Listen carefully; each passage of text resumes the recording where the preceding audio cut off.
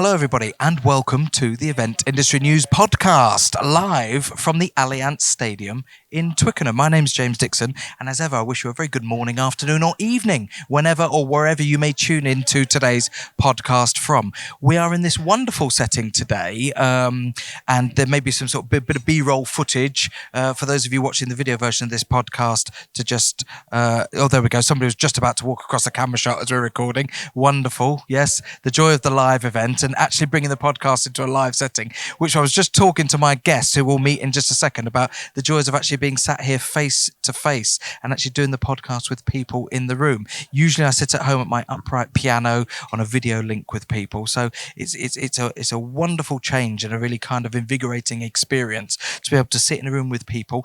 For a bit of context, before we really kick into today's conversation, we're at the Allianz Stadium in Twickenham today because we've launched the new Event Industry News Conference and Meeting Guide, the new digital supplement. So you can search on Event Industry News for that. So we've launched that today. We've had a stadium tour with some invited guests, event organisers, to showcase these amazing facilities that they've got in the stadium and the new on-site Radisson Red Hotel. So a really big thanks to Johanna and the team from Allianz Stadium here at Twickenham for their hospitality today and for affording us the opportunity to set up the podcast and have a little bit of a chat. So why don't we get into that right now? My guest today is Goc O'Callaghan, and it would be fair to say that there's no real way that I can introduce and really succinctly in 10 seconds say what my guest does today because you do so much. Goc, a very warm welcome to the podcast, first of all. Thank you very much for having me. And yeah, you were introduced to me via email, a few days ago, as most of my podcast guests are over the years. And a shout out to Alistair Turner from 8PR and Marketing for making that introduction and saying, look, I really think you should take this opportunity. So let's find out a bit about you. Who are you and what do you do? So as you said, my name is Goc O'Callaghan, and I am the co-founder and director of ArcTanGent Festival, which is an award-winning festival that takes place in Somerset every August. It hosts 12,500 guests, around 120 bands, international audience and international lineup. I also run an experience consultancy business called UBQex, which looks to help clients measure their return on experience as well as their ROI. And I am a doctorate student where I'm looking at the quantification of experience and why experiences matter. Wow. So all of that stuff. And people who work in events, claim that they've got busy lives anyway. You're juggling the organisation of a large summer greenfield festival, doctorate or the consultancy side of things. I suppose the first thing that I really want to extract from your intro, if you don't mind, and I've got some notes here, I may or may not refer to them, but you said something really interesting there, return on experience. And over the years of recording this podcast, I've spoken to loads of different people in the events industry, and return of investment it's almost a boring phrase in some respects. It's so like, oh, really? How do you actually justify it? Return on experience, I suppose, is such a different way of looking at it in some respects. And if your return on experience is good, my instinct tells me straight away that return on investment is naturally going to follow. Exactly that. I think we experienced designers, event organisers tend to measure everything on financial terms.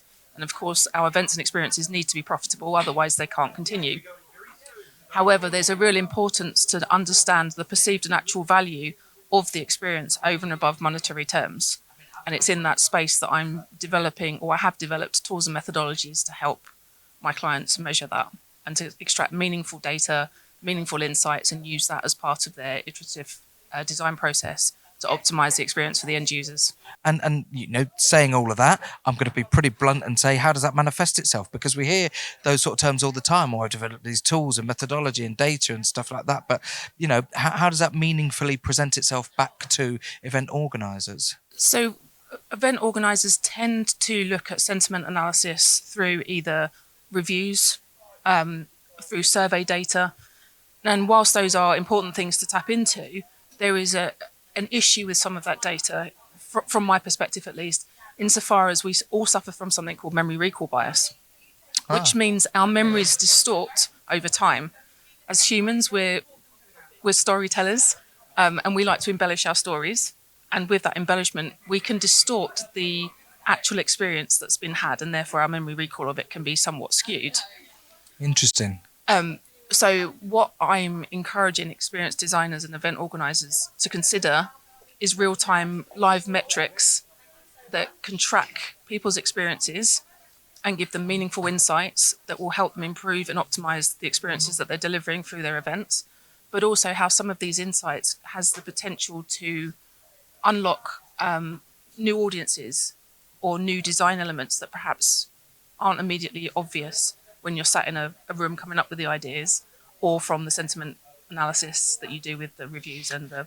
Yeah, it's interesting because as I'm going to take myself out of event person for a second and put myself into the position of being somebody going to an event, and you're right. You do get that sort of distorted, sometimes tainted view. You may have a wonderful experience, and even some minor negative thing happens to you, and for some reason that tends to log in the brain sometimes more so than the predominantly positive experiences that you've had. So how we analyze that, and we should apologize. We are recording here, and because it's a live environment and people are just finishing up their lunch, they're just wandering across camera with no thought. But there we go, we're in a live environment. But yeah, as I was saying, sometimes I've had to wait a week, 2 weeks, sometimes longer to actually think back and think, oh, that was a fantastic experience. But at the time, I took away a little bit of negativity. And I guess is there a time element involved in waiting to get some of this data as well? Do we worry too much about getting it immediately? I think it depends what data you're trying to extract. So if you want to measure the impact or the legacy of an experience, you should argue that to do that straight away, that transformational process hasn't had the opportunity to start to grow. Mm-hmm. So you should ask that 3 months, 6 months, a year down the line, 10 years down the line even. So it's really about being able to identify what information it is that you're trying to extract from these learnings and knowing what you're going to do with it. So many companies, when you speak to them, say they know they offer a great experience, but when you ask them to define exactly what that experience is, they're not able to do that. Mm. So you cannot measure success if you don't know what you're measuring against. Mm. So this is why I think it's important for companies to understand the importance of measuring some real-time data and understanding if they do their sentiment analysis or their survey data later, that it could be heavily distorted. Mm. Your train has been delayed.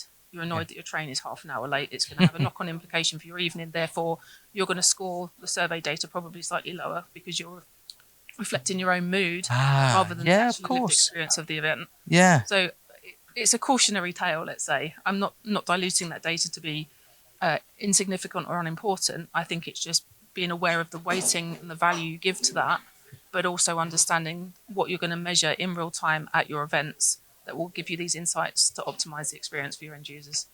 And one thing, I was given some really, really useful notes in advance of today's podcast, and maybe some talking points, things that we could expand on while we had the opportunity to have you on as a guest today. And one point that jumped out at me was something called imagination poverty.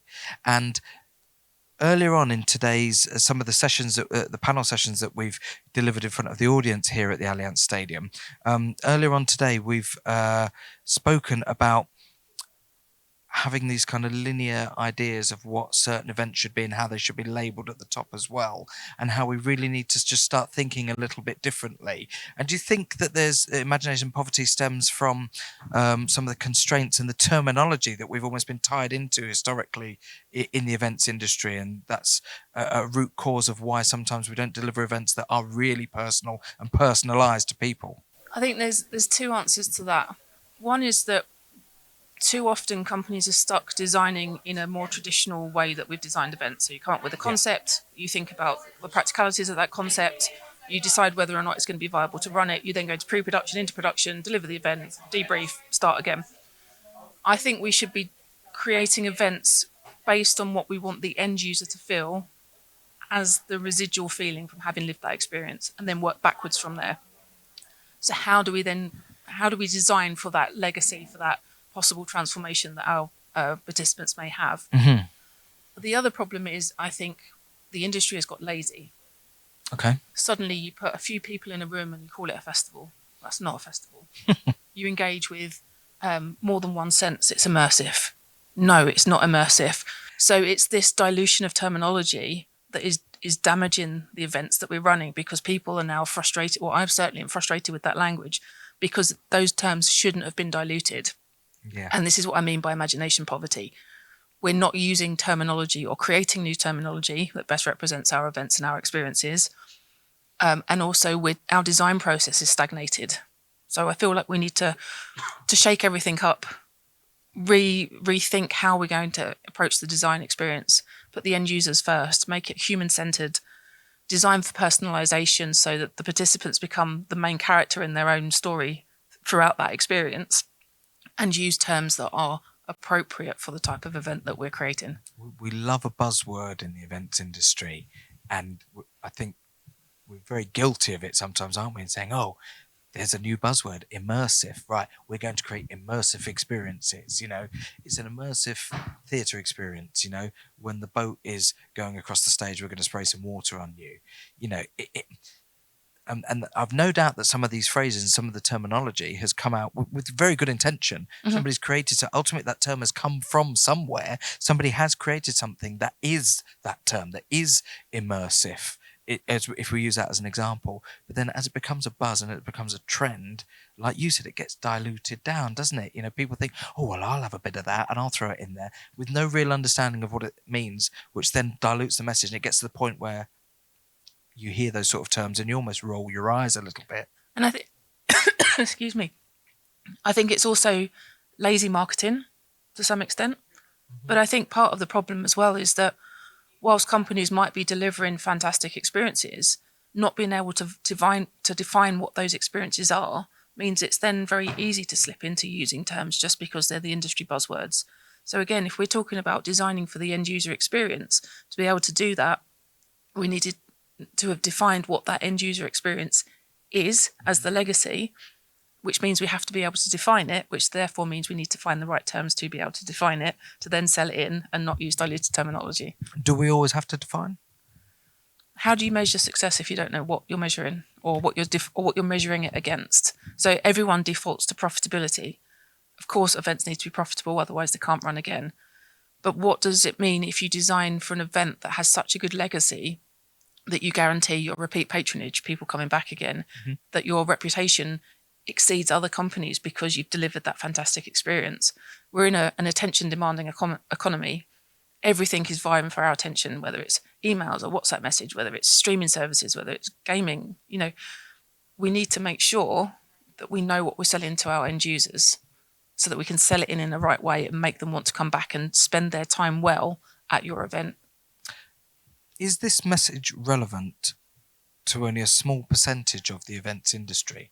And to expand on that question, and why I ask it, is that what I call the sort of the bread and butter of the events industry, the day-to-day, is not necessarily in wonderful spaces like this. There's a huge amount of work that goes on this, but provincially, if you go around the country, every hotel located just off a motorway junction has probably got 40 or 50 people in there hosting a small business conference for a local law firm or some accountants or some teachers, whatever it may be. And I've always considered that to kind of be the sort of the bread and butter, the ground zero of events. And I've always found that conversations like this, as good as they are and as genuine as they are, and the points you're raising are fabulous, do they actually ever filter down to the lower level, or are we only ever sort of talking about these conversations only relevant to that upper echelon of the industry? I think the designing an experience, wherever there is a human, there is an experience. So it doesn't matter what industry this is in. I think we should be human-centered in our approach to whatever it is that we're designing, mm-hmm. whether it's the design of a stadium like we're in today, whether it's the events that will be held within it, whether it's going to get your coffee. I mean, there's a reason that Starbucks misspell your name on the cup. They do that 9 out of 10 times if you're a regular, and then on the 10th time they'll spell it correctly because it creates talkability.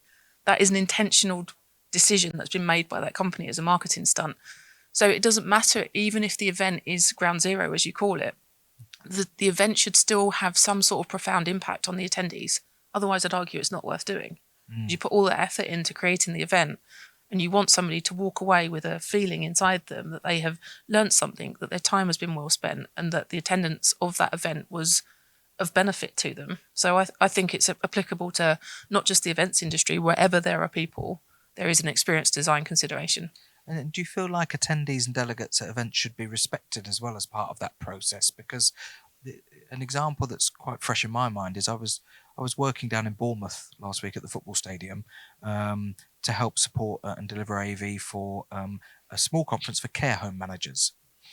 And anybody who knows anybody who works in the care sector knows it's a phenomenally pressured job.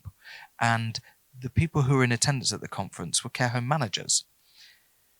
So there has to be a certain understanding that these people are coming out of a place for the day, but they are constantly wanting to keep their eyes on what's happening and be able to react if they need to that.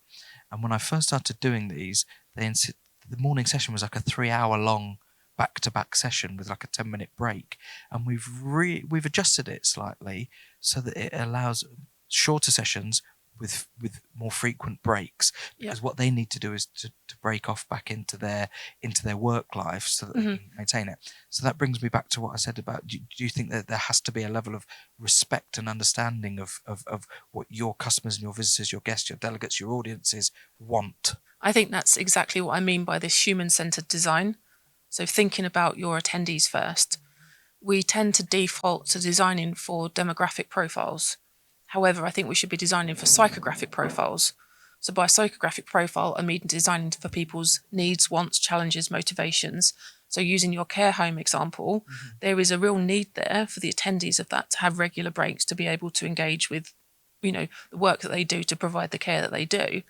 So by designing for that end user, it forces the format to some extent, because you have to put these breaks in. If you started that design process by saying we're going to run a conference and this will be a 3-hour session and we're going to produce it this way, it's going to be in this venue with this types of lighting, etc., that's not considering the attendee. So by measuring return on experience as well, you're removing the financial element, albeit temporarily, but you're measuring whether the event that you have created has impact in the right way for your users. From a psychological point of view, how much have we morphed and I suppose evolved to an extent as an industry to cater for the changing way in which we consume any form of information now, whether it be video content, text content, social media content?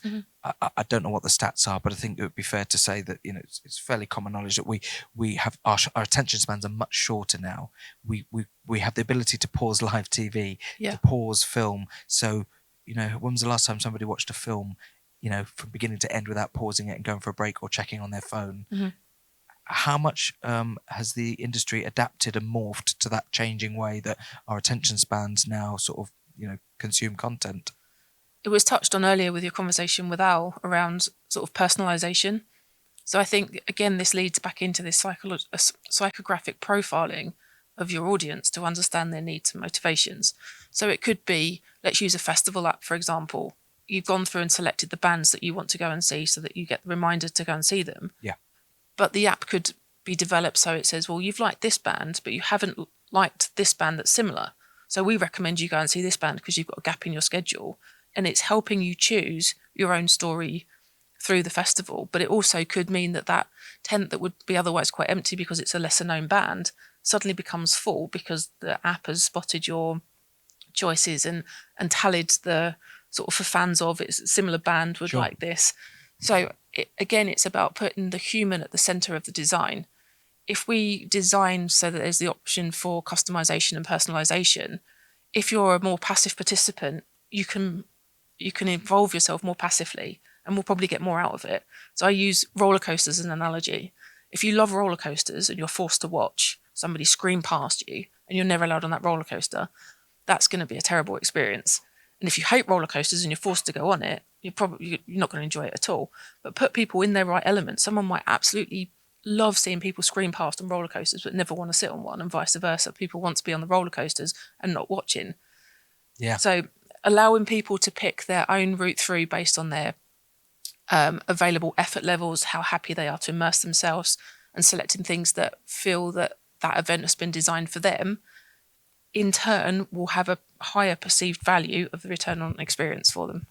Yeah, and you've mentioned something there to do with festivals and using an app to suggest a band, and when we think about that as an algorithm that's built into the streaming platforms now, the way that we consume music now by streaming platforms, they've all got algorithms built in, haven't they? So that you listen to this, you play one song, and it will suggest the others, and so on and so forth. So that technology is there. I think sometimes, again, bringing this into the sort of the wider events industry, there are certain elements of the events industry that use bits of technology really well, that other elements of the event industry haven't quite tapped into and realised that they could adapt that existing technology to actually make their life a little bit better.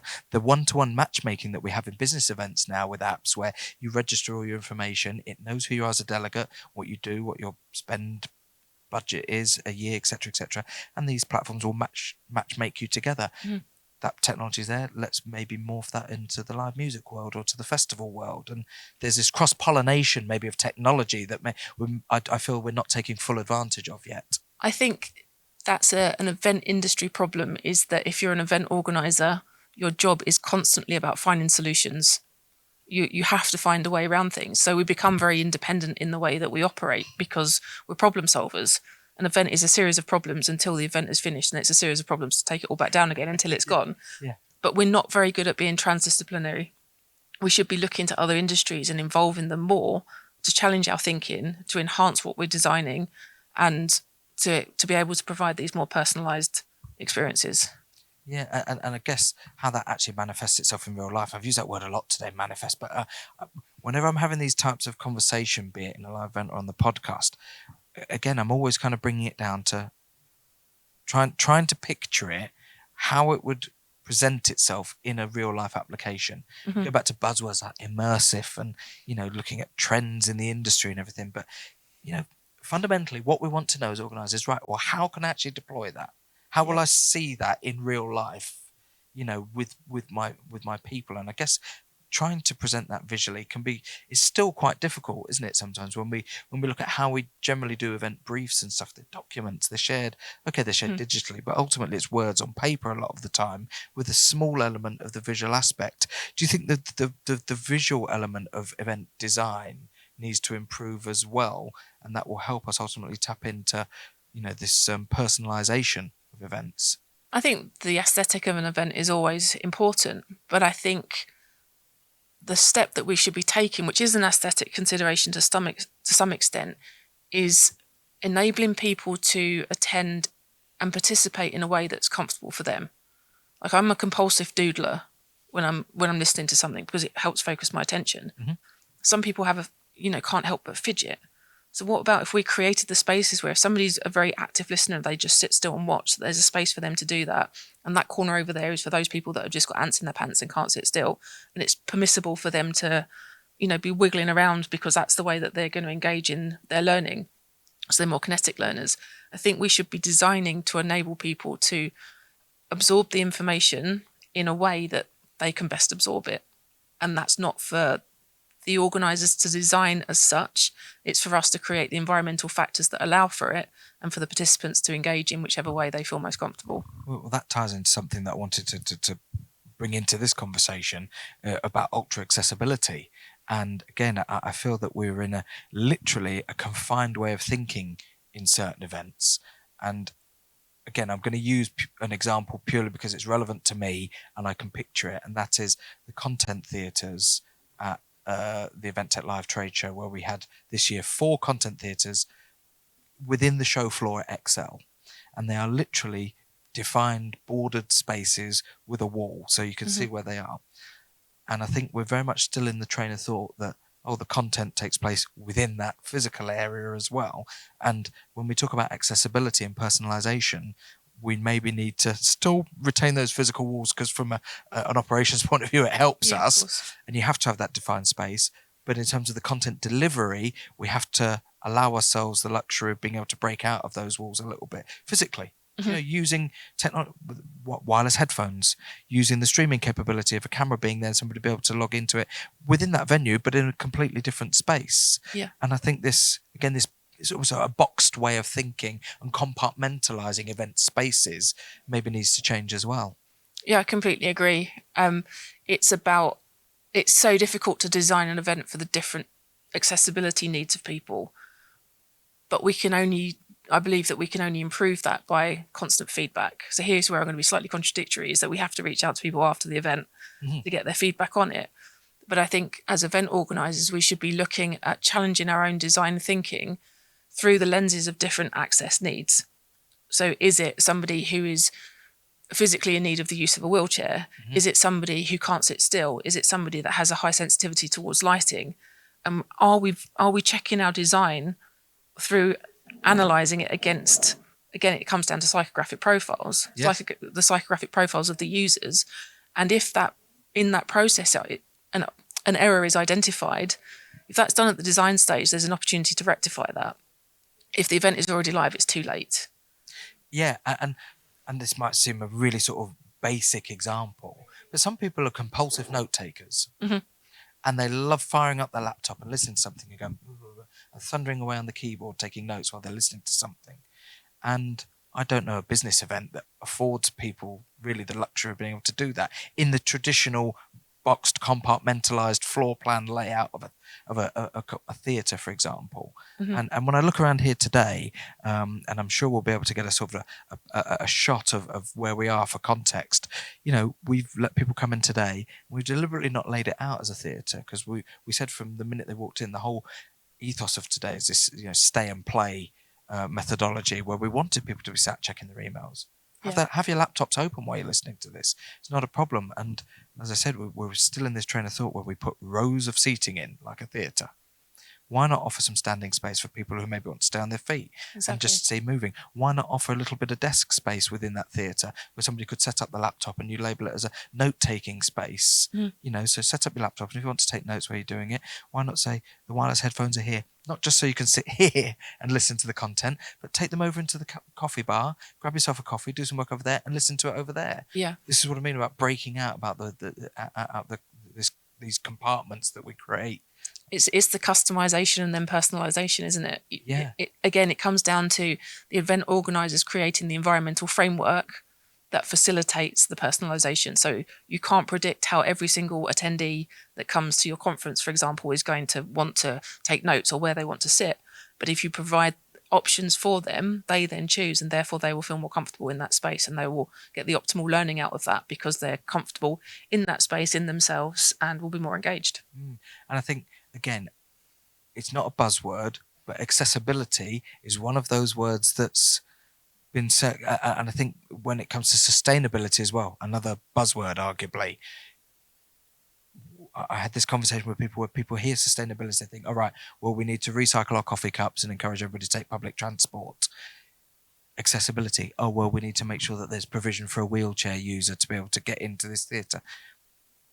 Accessibility is so much broader than that, isn't it? You know, accessibility is, like you said, understanding how people wish to consume content, understanding some people are fidgeters, some people have a 10-minute attention span, some people may be happy to sit there for an hour, and finding ways that suit the event but also ultimately suit the audience to tailor that in the way. And we've got more tools than ever, I think, to be able to tailor that, but we're kind of slowly dragging ourselves away from traditional thinking. And it's going to take a while, and it's going to take some failures, I think. You know, we'll try new models that perhaps don't work, but it's almost like the event industry's got a bit scared of itself, that we've found formulas for events that work and we're scared to break out of them and challenge our thinking. So again, it comes back around to this imagination poverty.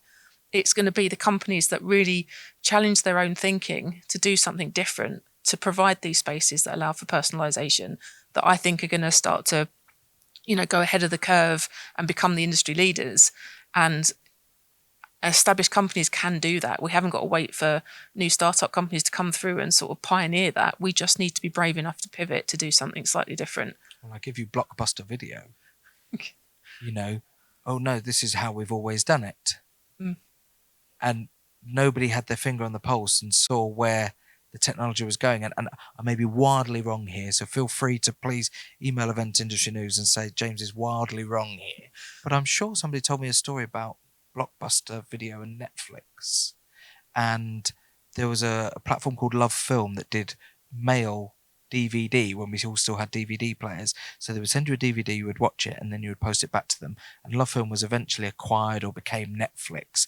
And there was an opportunity, I think, at one point for Blockbuster to be involved. and oh no, that's ridiculous. Our model is this. Yeah. And it might be an extreme example, but who when was the last time anybody got a CD, a cassette, or a DVD and put it in a machine to watch something? And apologies to vinyl collectors out there. It's a wonderful thing, but that's not the reality of what we live in nowadays, is it? And there is a certain amount of awakening, I think, that the event industry still needs to do to the reality of the world we live in now, and make your events fit the reality of what we live in now. 100%. It's something that I think about regularly, and I look at examples like this. What more fool them, and dare I say, adapt or die, because that's what we will have to do. And I think in the events industry, the adaptation is challenging the traditional formats of event structures, being brave to try things that perhaps won't always work, but measuring return on experience as well as ROI. Return on experience is really what I'm taking away from this conversation today. And it's been brilliant to speak to you. Thanks so much for sort of coming down here today. No problem. And I know that you attended the earlier part of today and the stadium tour and things like that. But fundamentally, you've made the effort to come down here today to have this conversation on the podcast, and it's hugely appreciated. My guest today has been Goc O'Callaghan on the Event Industry News podcast. Thanks so much for joining us, and thanks so much for everybody for watching or listening to this. My usual wrap-up, I'm going to still deliver, even though I'm in a live context and I'm not sat at home at my upright piano with a laptop balanced on top precariously and two dogs next to me, is my reminder, as always, that if you are listening to today's podcast, please do head over to the Event Industry News website, where you can watch video versions of this podcast and indeed all of our previous podcasts. Your journey may, of course, started there today already, and you're watching this on the website. Thank you very much for doing so if that's the case, but please do also go in the opposite direction and make sure that you like and subscribe to the podcast on all of the various different podcast platforms that are out there, however you consume your media. And just a final word to our host for today, the Allianz Stadium at Twickenham, for hosting today's event and hosting today's podcast today. And make sure that you also have a little wander around eventindustrynews.com for the A to Z supplier directory, and indeed the meetings and conference buyer's guide that's just been launched today as part of today's event. Thanks very much for tuning in, and we'll see you on the next edition of the podcast. Thanks, everybody. Thanks, James.